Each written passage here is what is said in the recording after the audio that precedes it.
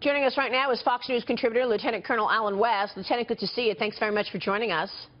Good morning, Maria. How are you? Look, we all know the top countries where terrorism exists. And in addition to the countries that President Trump has pointed to in terms of this ban, you know, Libya, Syria, Iraq, Iran, Yemen, Sudan, Somalia. Afghanistan is a pretty dark place. Pakistan is a pretty dark place. Saudi Arabia, the 19 hijackers from 9/11 were all Saudi. How come those countries weren't on the list, do you think? Well, I cannot answer that question. I think that that's something that the Trump administration will have to answer. And there is no doubt about it that this executive order, it has come off to be something that it does not seem it was well planned, well thought through, especially with the implementation, because you already have the Trump administration walking back certain parts of it. You know, when you are going to do something as massive as this, you need to make sure that you're coordinated with the State Department, coordinating with the Department of Homeland Security. I disagree with the thing about, you know, telling people too soon you would tip your hand, because it is about messaging. You issued this executive order on a Friday. There were people in the air, and when they land, they found out things were different. So when you go back and you understand that we had Tashfeen Malik, who was part of the San Bernardino terrorist attack, we do need to fix these procedures. When we have individuals that are leaving the United States of America, flying over and participating in operations with ISIS and flying back, we do need to do something about it. But that requires very strict, very precise language that is dealing with the real issue that we have. And unfortunately, we just lost a U.S. Navy SEAL out of Yemen. So we do have these terrorist actions happening in some of these countries. Yeah, look, that's what Dagan said earlier. This is about execution, Dagan, and I agree with you. But where's the cabinet, okay? Everybody's saying he needed coordination with his State Department, with his Defense Department. Why are the Democrats stalling the confirmation hearings? I mean, if we don't see Rex Tillerson in place after today, he's going to keep doing executive orders. What do you think? Right. And I think well, that's the real issue. Right. I think, and the issue is the Trump administration puts this ban in place on a Friday before Rex Tillerson has been confirmed, and it's not his fault that they're stalling. They could have postponed it, though. I mean, the timing was up to the Trump administration.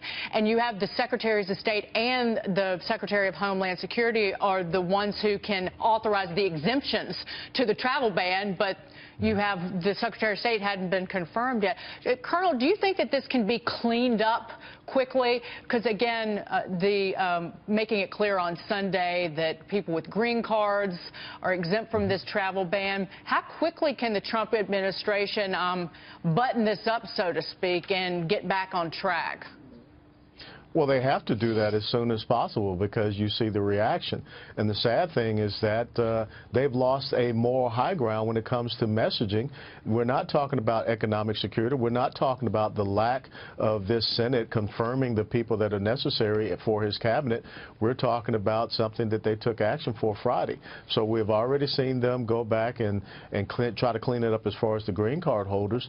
But if you had a well thought through process, you would not have to do this right now. I want to just make something clear to the viewers, because I've talked about the need repeatedly of greater vetting in the refugee program. You have talked about it. With ISIS has access to passport-making machines. That's right. However, now people who might have been on board with that, now you've got a messaging problem because of the execution. Because of the execution of it. Well, one thing we have to keep in mind is what we don't know. The President of the United States probably has more intelligence and information than we are being told. And I believe this action is based on the totality of that intelligence and information that he had. So that's why I said earlier, we've all got to just calm down and let's see where this is going to go, because I think at the end of the day, we're going to find out that perhaps there was something going on that we do not know now. But soon enough, we're going to find out. But, Colonel, if something was going on and there was intelligence out there, wouldn't the action have been more targeted than broad like this? Well, that's the exact point that I'm trying to bring up, is that you have to be precise in your language. Look, I've talked about single military-age Muslim males being able to travel back and forth. I've talked about the fact that we have to tighten up our processes and procedures for people that are able to leave this country and fly over to Syria, Iraq, or wherever and participate in terrorist actions and come back. We know that we had an issue with Tashfeen Malik, who was able to come in this country and lie about her address.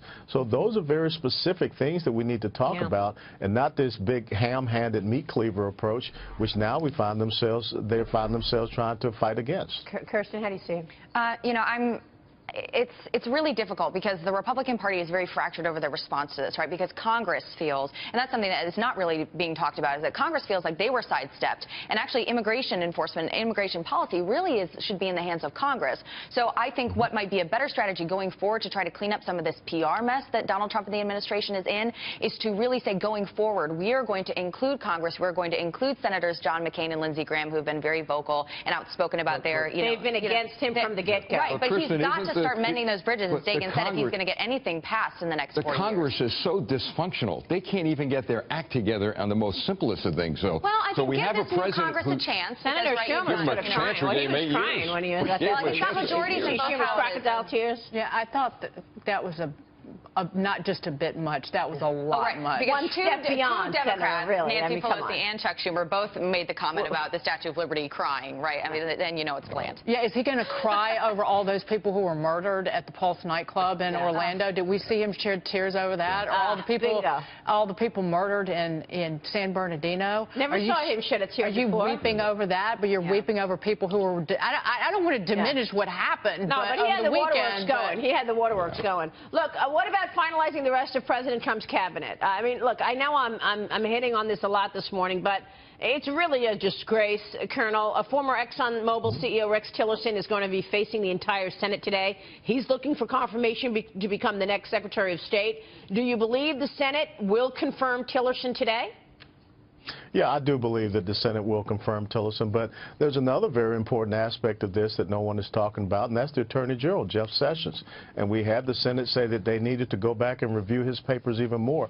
Look, Jeff Sessions has been in the Senate for I don't know how long, but everyone knows him there. Right. He's been on the Senate Judiciary Committee. So what more papers do they need to review to know about Jeff Sessions? This is this slow roll that is going on, and that should be the message that the Trump administration should be talking about, is that we need these key people in position. My Secretary of State, my Attorney General, Department of Homeland Security, along with my Secretary of Defense, to make sure that we're doing the things that are necessary to protect the American people, as well as my economic scene. Well, that's the thing. I mean, you know, they want to stall him from implementing any of the policies that he's promised, and so they're stalling and not confirming these guys. So what does President Trump do? He'll write the executive order. Surprise, surprise. I mean, that's what he's going to continue to do. Maria, this is going to be a 4-year battle. They can't stomach the fact that they lost. This is what it boils down to, a 4-year battle. Now, we will leave it there. Lieutenant Colonel Allen West, good to see you, sir.